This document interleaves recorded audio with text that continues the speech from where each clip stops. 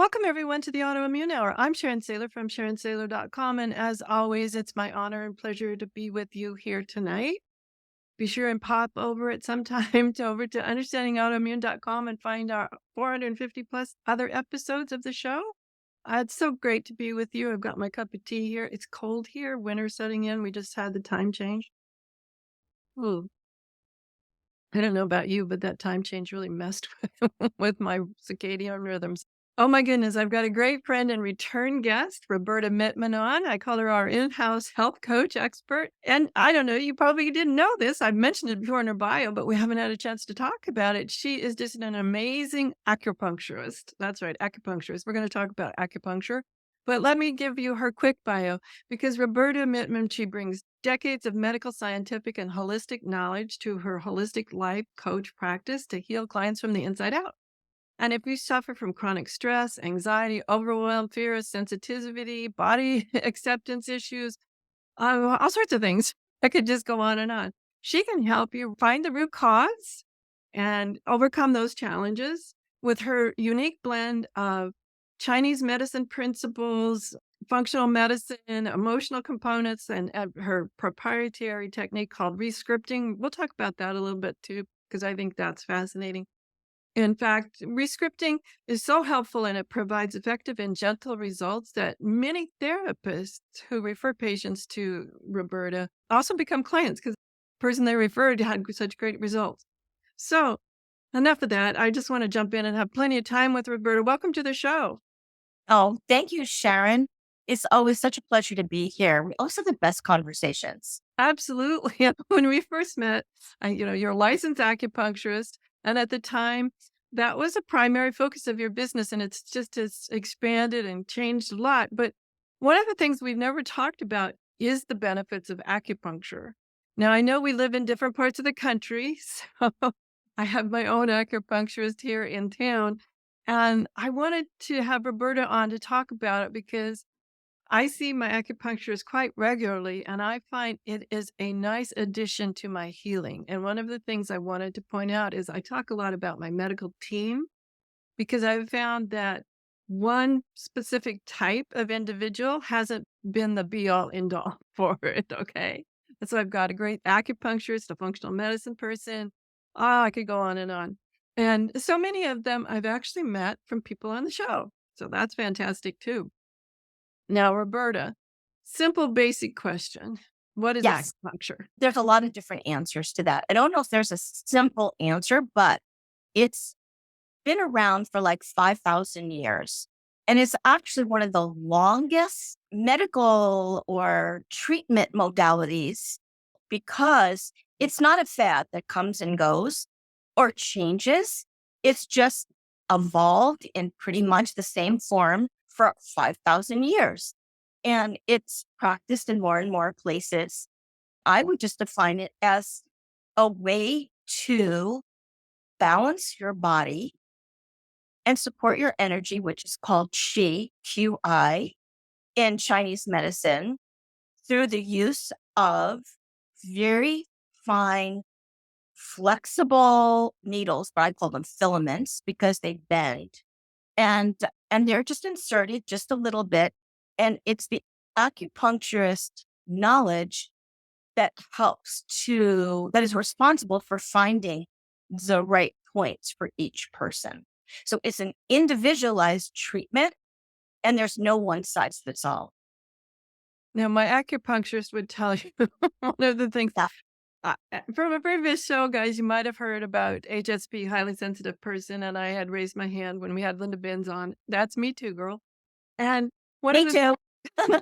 and Roberta, and one of the fascinating things about my acupuncturist here in town, it's fascinating to me that once he zeroes in, like this is where we're looking for the point. It's interesting that I can tell where the point is. I find that totally fascinating. That's a gift. That's totally a gift. The interesting thing now, Sharon, is depending on the style of the acupuncturist, there are many different styles. So, for instance, your acupuncturist and myself may actually make different point selections. And some are basic and we'll always use them.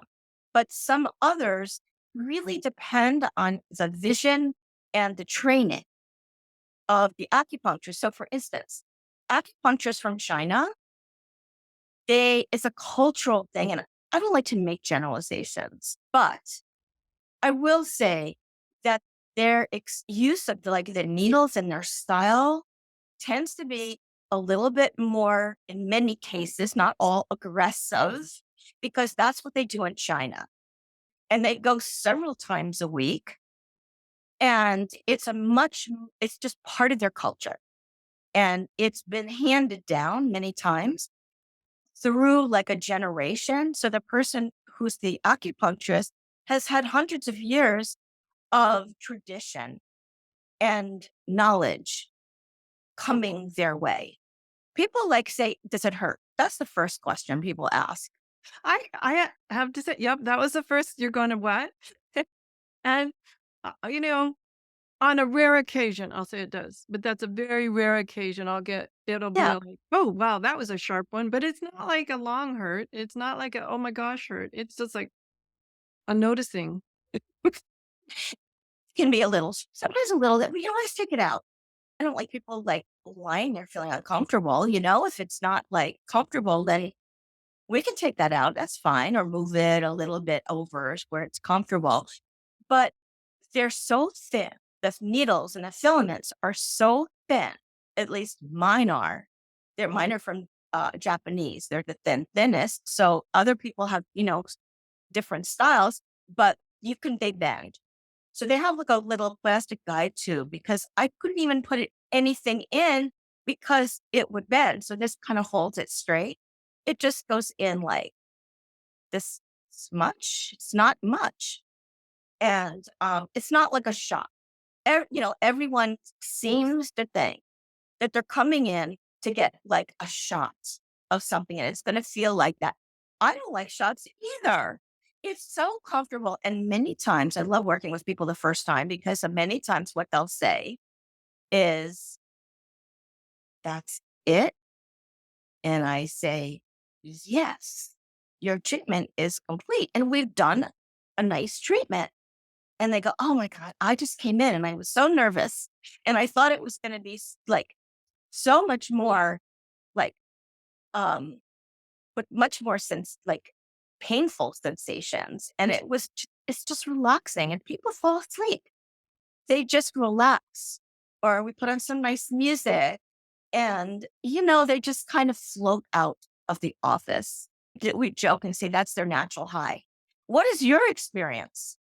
I fall asleep quite often. Yeah. I want to put the little asterisk. It's on the very, very rare occasion that it'll be like a quick out, but it doesn't linger. It's not like a shot. It's just like a noticing, but that's on the very rare occasion. Most of the time, if I had my eyes closed, I wouldn't even know it was being done. So that's really great that you mentioned that because what I'll do is I'll explain to people you may feel like a little prick when it goes in, but it should subside. And if it doesn't subside, then we take it out. So yes, there could be a slight sensation, but it's not like a shot. Because when you think of a shot, for instance, it's a solid needle that's hollow, designed to inject something. It's not going to bend. It's Yes. not going to be flexible and move. It's just like that. It's got to go in and out. These just kind of sit and do their magic. And they don't even go in all that far, everybody. It's not like you're putting it in like the needle that has to get to the muscle. It's not at all like that. It does not go in Yeah, there. yeah, they're not very long and it's just very minute. So it's just very comfortable. That's how I like to explain it. And I don't think I've ever had a patient that didn't return because it wasn't comfortable. I don't think I would subject myself to something that wasn't pleasurable at that amount of time. Now, I know what I go for, and I find it helpful for relaxing, de-stressing. I go towards the end of the week, which is, a great way to start the weekend. But what are some things that it is commonly used for? I mean, what if people are saying, well, it sounds interesting, but That's a very good point because a lot of people will say, oh, I've heard about acupuncture and I want to try it. but I don't really have anything really wrong. So, like, what would I come for? Or what could I come for? Or I know somebody, can you treat that? So I can go over a couple of things. Would that be helpful? That would be really helpful because one of the things that I have found is I find it very, I know it sounds weird, you guys, but I find it very relaxing. As I mentioned earlier, I have been known to fall asleep on the table and I come out of there, like you said, floating. That's been a common experience for me, very like reset. Maybe that comes to mind. my, That's a ner- nice one. yeah, my nervous system feels like it's been reset. I didn't really start going for any specific complaints, but since I've gone to this acupuncturist for a period of years, when I do go in for specific complaints, what's nice is they say, yes, that will help, or this is who you need to go see. Exactly. Exactly. But to your point before, when you said you have this like little sixth sense about where it's going to go, whatever, the one thing I want to just to also explain is that the way Chinese medicine works or acupuncture works, it works according to meridians. And the meridians are pathways of energy that flow through your body, mostly up and down, up or down, not both, one way or the other. And pain or discomfort or comes from a blockage or an imbalance in the meridian. So that's the goal of acupuncture, is to actually to bring harmony and to alleviate any kind of blockage. It's almost like if you have a hose and there's a kink in the hose, it's going to affect what's in back of it and what's in front of it. So we want to restore a smooth flow of energy and harmony and balance. That's the goal. And so sometimes it's not as direct as you may think. So my point is that if you feel like I'm scared to go because I have a pain or something is wrong, maybe with, I'm just gonna like make up something like where my liver is, or like just name any organ. It doesn't matter. Needles don't necessarily go there because there's a liver meridian and there's certain points on the liver meridian which are nowhere near your actual Western organ. On your head down to your feet. Your hands, your feet, and it's all along the meridian are in different places because my job is to create the right setting for a smooth flow. And sometimes you have to go to another meridian or whatever, but it's not, oh, I have a pain here or I have a problem here, and that's where it's going to go. It could, but that's not necessarily the focus. It's got to be, there's like a painting. I always think of it like a work of art because you're balancing different things: yin, yang, hot, cold, all kinds of cool things.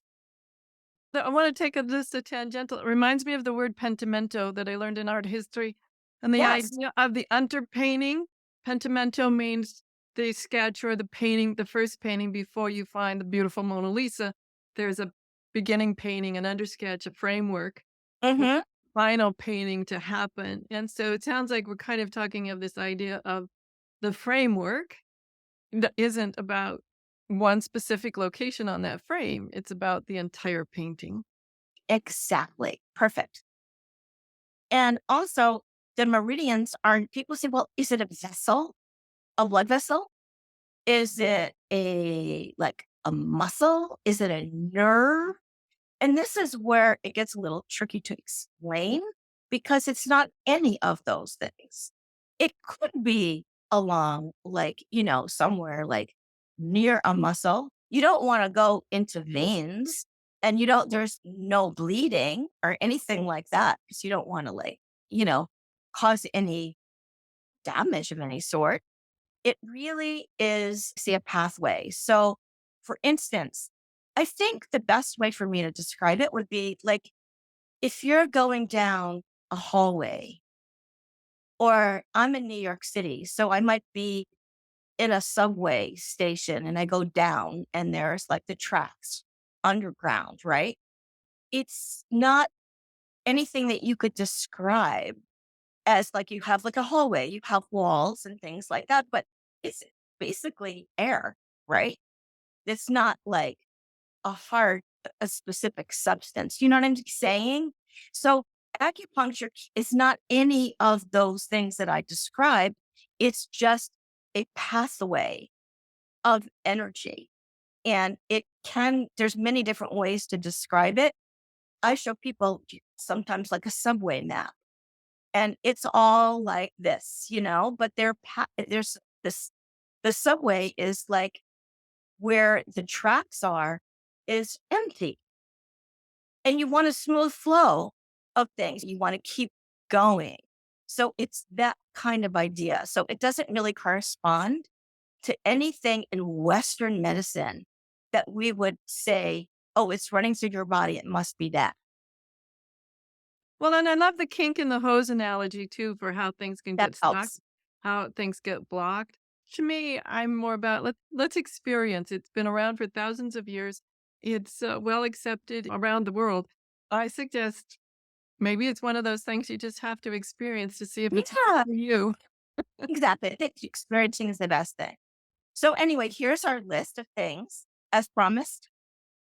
I'm just going to like mention some of these, and I hope you'll add Sharon, because your experience is always so valuable. So we talked about correcting imbalances. We're not talking about a cure necessarily. I don't like that word, you know? I So don't like that word either. It's about restoring balance to my body and health. It's not about accept remission, cure, whatever in my mind. It's about restoring the natural state. yes, That's where I like, like come from. yeah. So basically, here's some things like digestive issues, IBS type things. It can help to relieve some of the symptoms of that. Help to boost energy. Stress is a big thing. Calming things down. Better sleep, pain relief. Some people say it eases your mood and depression. I think it's very uplifting and calming, reducing anxiety, allergy relief, such as, with a detox kind of function to it, improving fertility and a healthy pregnancy. Those were always some of my favorite treatments. Migraines, hormones, improved mood and outlook, um, sometimes arthritis, and sometimes weight, because it's digestive and cravings and things like that. Although it's different for everybody, but some people specialize in, for instance, hormones and pregnancy and fertility. Some people specialize in pain. It can get very specialized, or it can be just a general thing of just relief. It just really lends itself to so many conditions. Now, if we're looking for an acupuncturist, I found mine through friends who had been to him. So friends that I trust. And so I was willing to do it, but things that we should not that anybody can just hang out a sign that says that, but are there a couple questions we should ask someone to see if they're the right one for us? I think that's a beautiful question. And I think the first thing is I have to assume that they're licensed. Yeah, And, that's important. That's important. and here some are doctors, MDs. And I get along so well with MDs. We're like part of the same team. And they refer to me, they're actually my patients. It's wonderful. But there are some programs where doctors only have to take a couple of weekends in acupuncture, and they can be like licensed acupuncturists, but they don't, in my opinion, and I'm just going to say this because I've seen this, is that they're really more technicians of able to put in needles and sharp objects or whatever, but they don't understand Chinese medicine, the meridians, the concept of qi, yin and yang, and things like that. And to me, that's the beauty of acupuncture. So I like to know what the training is and how long their program is or how long they've been doing it. Because I'm a licensed acupuncturist, and I've had over 3 years of intense training and clinical experience. And I understand Chinese medicine. And it's a little different than having somebody with a couple of weekends, but that's not to say they're not qualified. They're qualified. It's just a different orientation. So you have to decide how that matters. I don't know. You I also said, though, you said 3 years, but I wanna back up and said you've also had decades of doing this on oh, I yes, 25. thousands of people, so Oh, yeah, yeah, yeah, yeah. I just wanna Uh, throw that out that people think, "She's only been doing this 3 years." No, that is the intense clinical training, and oh, then thank you for decades of training explaining on that. top decades of Oh, practical in the field. yes, totally. I've had a wellness center in New York for 10 years, and I've been practicing for over 25 years. But my training way back when was, very intense. It was great. And so another question is, what kind of needles do you use? I mean, they're all disposable needles now. They're sterilized, disposable needles. But some people use Chinese needles that have a stronger sensation. And some people, may use the kind that I use. It's very popular. It's a gentler thing, but you may not want to ask that. I mean, many times you just go along with the person. It's not always easy to find the right person. I feel that sometimes doctors know acupuncturists can refer, or even like a spa or wellness center. They usually are affiliated with people in the alternative modalities, and they might know someone, but sometimes people advertise just like anything else. So I would like a recommendation personally. Yeah, I like people who've been to people who say that not only are they good, but they're nice people too. 'Cause sometimes you can be clinically on paper with all the check marks and still not click with my personality for whatever reason. Met people who check all the boxes and you meet them and you're like, "Yeah, didn't have anything to talk about." I was like, Sometimes also, some practitioners take insurance and some don't. So if that's really important, that might be a question you want to ask. And best thing is to try, and you can shop around and try, see like if there's a connection with someone or not. Sometimes convenience is a good thing. If it's near your office and you just want to have some place that's right near you and they're qualified and it seems clean and it's good and all. we need to take a quick commercial break, and when we come back, we're going to talk more about acupuncture. But I also want to save some time, Roberta, for rescripting because I have Great. found such a wonderful transformative tool, especially in conjunction, in my mind, with acupuncture. So we'll be right back. Welcome back, everyone, to the Autoimmune Hour, and we've been talking about some of the, I'll say the nuts and bolts of acupuncture. But Mhm. I also wanted to just talk a little bit about Chinese medicine and how it plays with acupuncture. And are all acupuncturists Chinese medicine people, or is that a different specialty? I'm a little confused of how this all plays together. No, that's a good question. Um, well, acupuncture is part of Chinese medicine, and there's herbology that's part of Chinese medicine. Feng shui is like a little part of Chinese medicine. So there's a couple of areas that comprise Chinese medicine, but all acupuncturists are practicing Chinese medicine. That's my understanding of it. I can't picture anything else.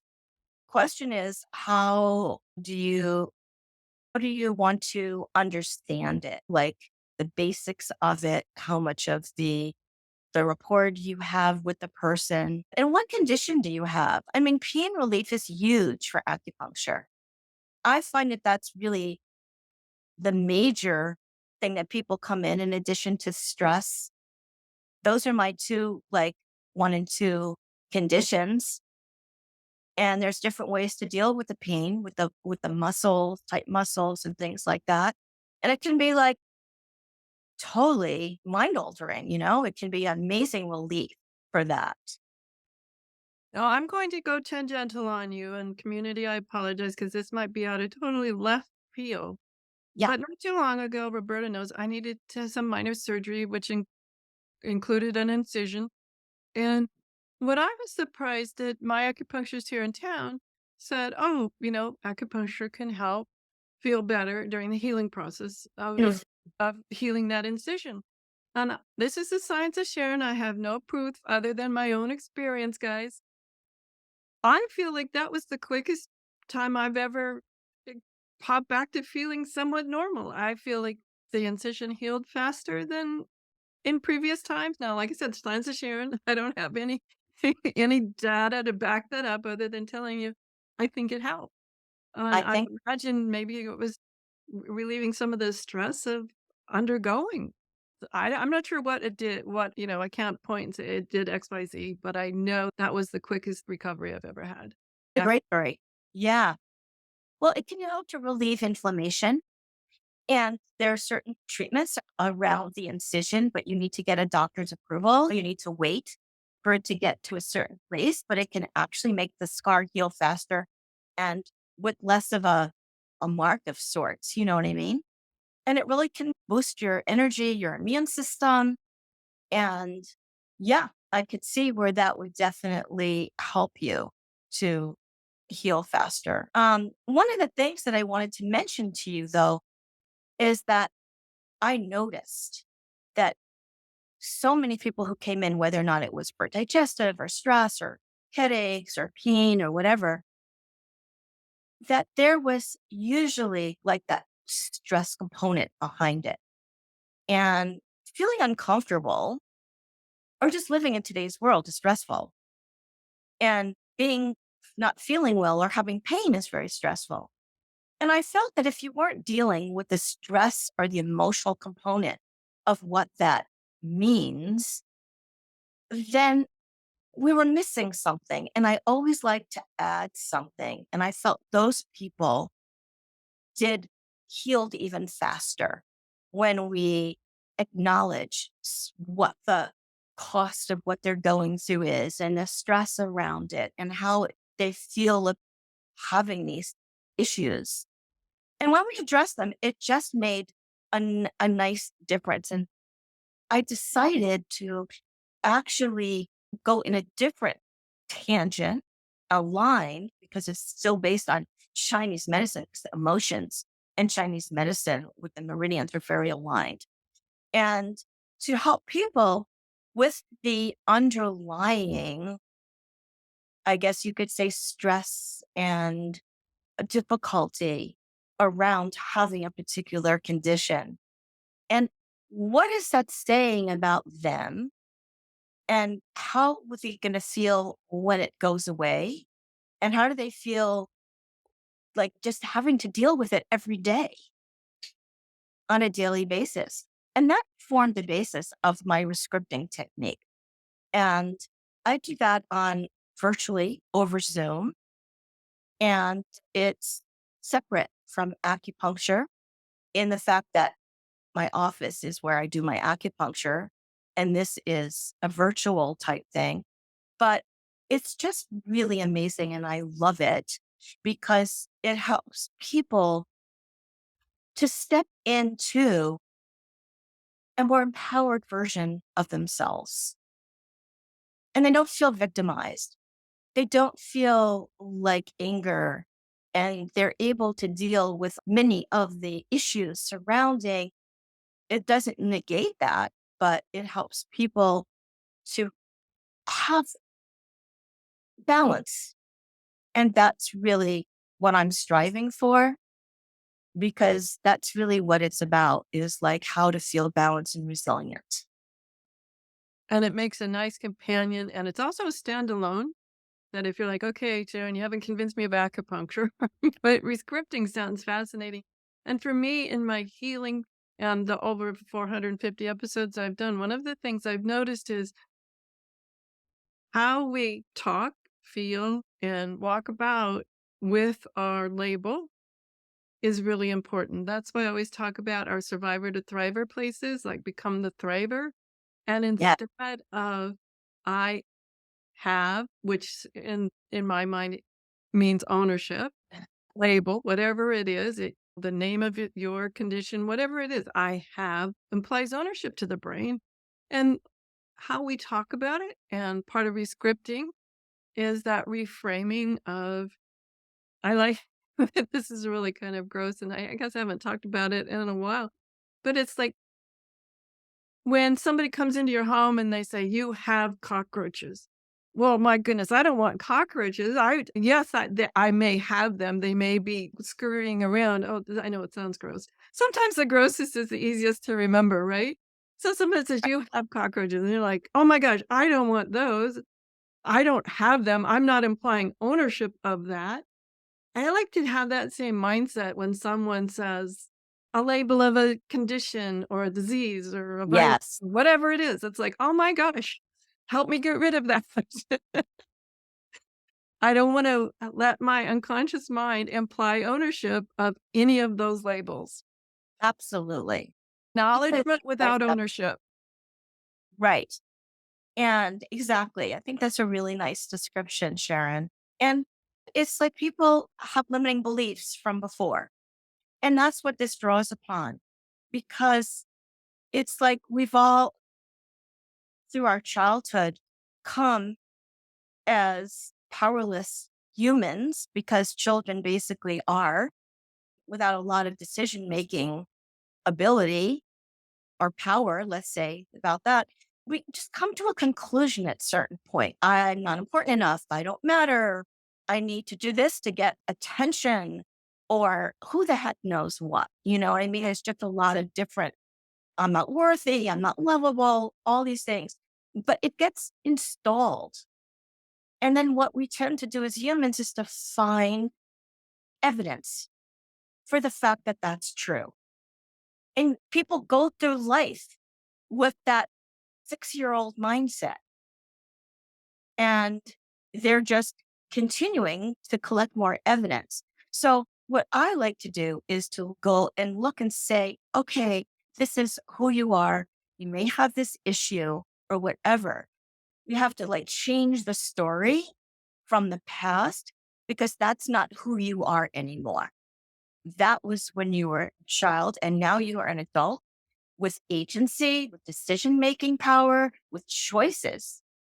And that is what we expand upon and look to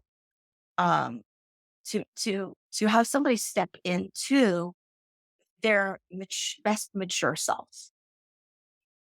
And what's fascinating to me is I was recently talking to someone. They were saying that they had recently had a discussion with a parent, and that this person is an adult, been there for a while. And they had a deep, for the first time in their life, they felt they had the opportunity to have a deep discussion with their parent. And they were talking about some things, patterns that they'd learned in their childhood that they thought, and one of them was people pleaser. But Of anyway, course, they were talking to their parent finally as an adult to an adult, and they came away from that, and they were telling me about how profound that was, that by talking to their parent, they realized that their memories were very different. Like they said, one of the things yeah. we remembered that if they didn't get all A's, something terrible was going to happen. Mhm. And that their parents said, "What are you talking about? Yes, we wanted you to do well, but what do you mean something terrible was going to happen?" Right. They did, the parent and the child, the grown adult now, but the child said, no, they never got hit with a belt or whatever. It wasn't like something actually bad Uh, happened, but the child no, had this story in their head. If I don't get all A's, something bad's going to happen. And the parents like helping them thing. go, I don't remember it that way. So it's really fascinating in childhood where we come up with all these ways of being that may or may not be accurate. Now, I'm not diminishing. There are horrible things that happen. I get that. But there are times in our own world that we've written a story in our head that isn't accurate. And we continue to live that way unless they're actually questioned and brought to light. And that comes to play with somebody who wants to heal from a particular health issue that's chronic. It's like something's wrong with me. And how do you feel about that? Or people are treating me differently because I have this particular concern. Do you know what I mean? When you have a health issue, I remember sometimes like invitations from people and they would like, and of course you'd say, well, that's because I wasn't included when I was little. A lot of times these things, you jump to these conclusions based on that childhood belief until they're questioned. And then you get a chance to rescript it and change it and step in and be that person who is worthy, who is deserving, and who can heal. Even if you're this way, it doesn't mean you're going to be like that tomorrow. It's just a whole different way of looking at it. What I usually ask every single person is like, who would you be if you knew that there wasn't anything wrong with you? People, I always tell people, you're fine. You're not broken. You don't need to be fixed. But that's something that, a lot of people, they're coming in with that feeling. And we like to try and have them see how that is not true. One of the things I have found fascinating is I'm of a completely a while ago generation growing up where I'll see a lot of the influences were local, like child playmates, family members, whatever, local. Right. Now I'm finding with younger people that I'm talking to them, a lot of these influences are beyond that. I'm not going to like call out any particular social media or anything, but there's so much more information from Oh, yes. many more different directions that are influencing our beliefs and our feelings about ourselves from an early age that weren't like a direct bully in the playground. It's much more sometimes stealthy that it comes to us, whether we're just watching television commercials and all we see are weight loss commercials or something. I don't know. It just seems like Right. more messages than ever before are coming and making us question who Oh, we so are. much. Bombarded. Yes, totally.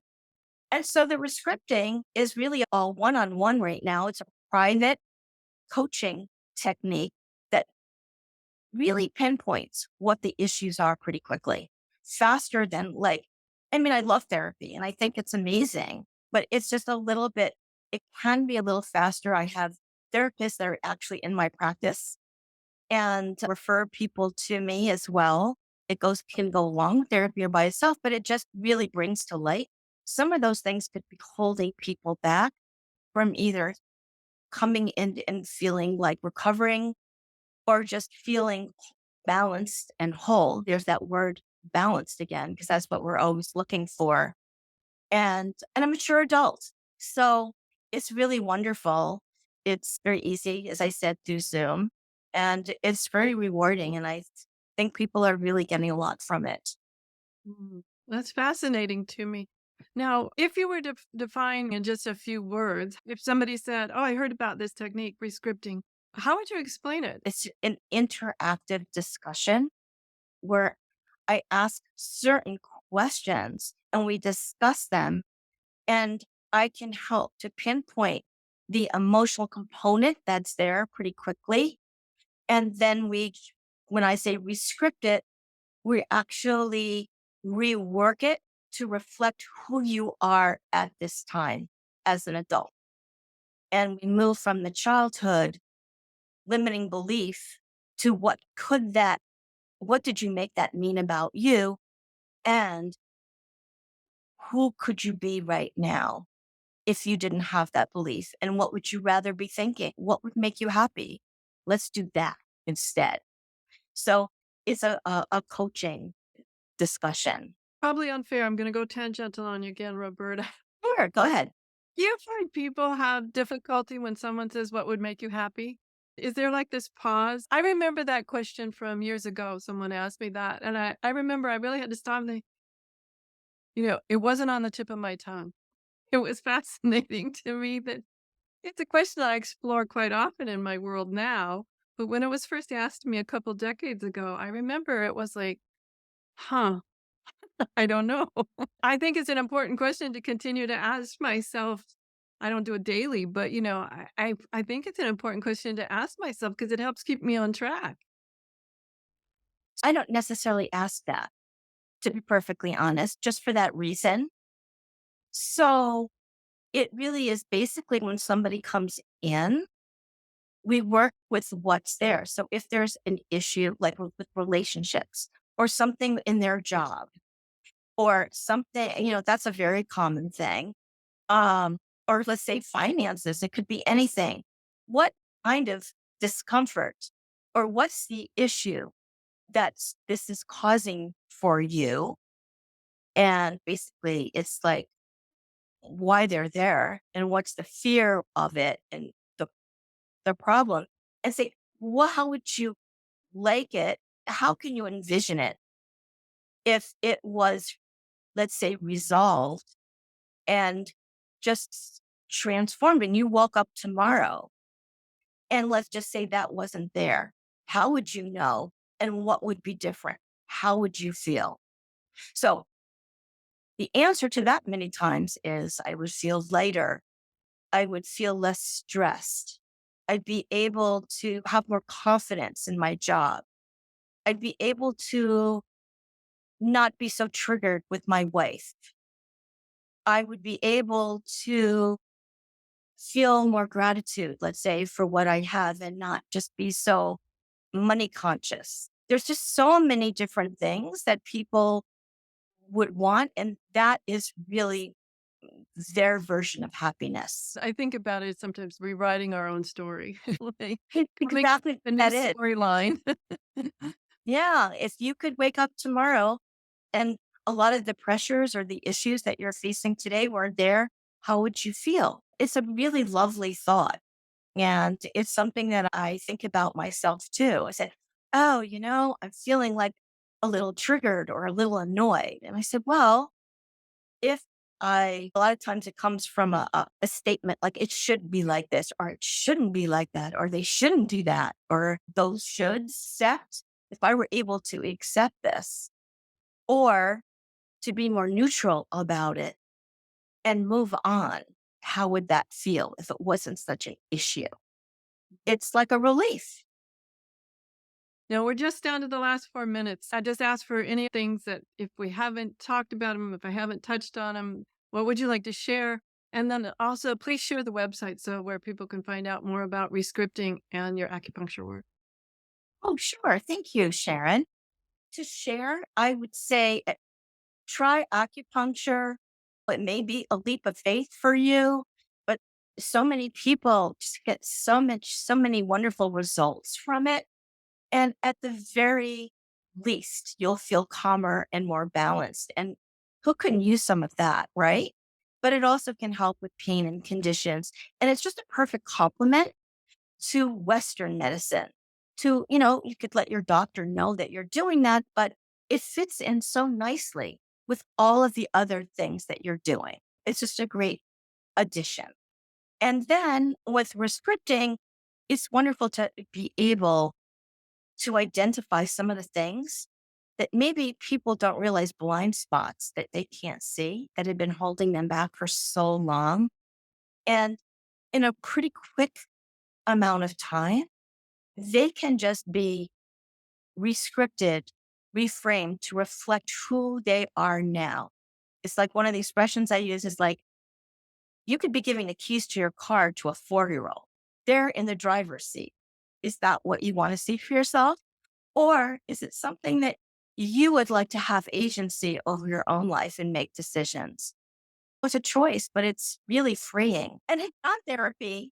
And it's not a long talk it out process, and it's different from conventional coaching.